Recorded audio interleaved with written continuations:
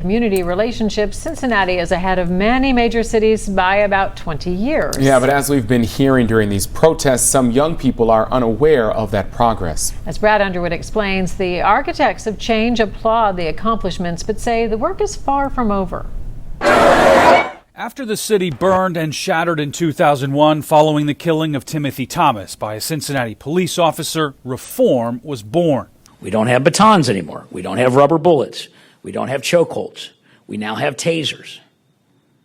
We have been trained our officers in de-escalation. The pact between the community, FOP, and the city set new guidelines for use of force, bias-free policing, accountability, and arrest reduction. We have reduced arrests in Cincinnati by 50% since the collaborative went into effect, both felony arrests and misdemeanor arrests. Civil rights attorney Al Gerhardstein helped pen the agreement. It expired in 2009, but the city still follows it to some degree.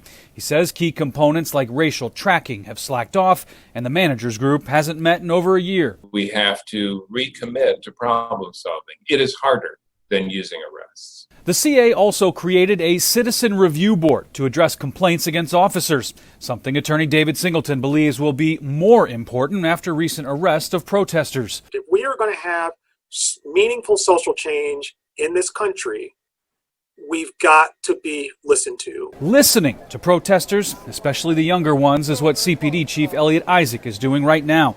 He says many of them don't know how far Cincinnati policing has come in almost 20 years. They're asking me about some things that we've done quite a while ago. So just making sure that they understand what has happened, what reforms have been made, what reforms still need to be made. When drafting the agreement, Gerhardstein says countless meetings and surveys with citizens took place, giving them the opportunity to create the desired change. At least that group of citizens had the benefit of seeing their conversations turn into proposals and turn into a binding agreement.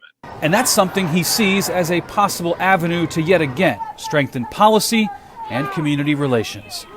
Brad Underwood, Local 12 News. And there were efforts a few years ago to refresh the collaborative, but they fell apart after FOP President Dan Hill said that he and the FOP will not be part of talks if activist and founding member of the agreement, Iris Rowley, is at the table. Gerhardstein says that he's hopeful everyone will come back together to make some changes and get a new agreement. Rowley plans to make an announcement tomorrow about those desired changes.